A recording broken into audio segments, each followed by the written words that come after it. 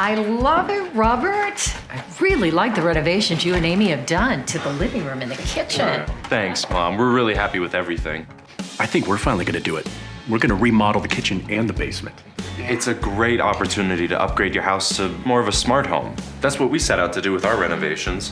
And since our house is older, we had an electrician help us with the whole process. We weren't sure where to start. So the electrician inspected our electrical system and he was able to recommend a few simple upgrades. Like what? Well, he installed an AFCI breaker to prevent electrical malfunctions and fires, and it protects our home wiring.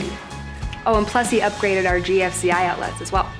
And with the little guy running around, we replaced all the older outlets with tamper-resistant receptacles. And that just prevents Bobby from sticking things in the outlets. He also added surge protection to our house, which protects our larger appliances. Wow, sounds like you did a complete overhaul.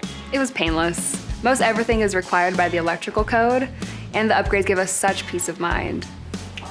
We didn't realize that creating a smart home goes way beyond the automated devices. It also meant a smarter electrical system as well. And I'm sure the electrical upgrades alone raise the value of this beautiful home. Well, yeah, and he found discolored outlets in the garage, and the lights in the guest room slightly flickered when the switch was turned on. Things that could be easily overlooked, but they needed to be replaced. Now our home is safer. Smart devices make our lives easier, and we're saving money. Having a smart home doesn't mean you need a new home. You just need the right technology to keep your family safe. Safety is smart. Prevention is power.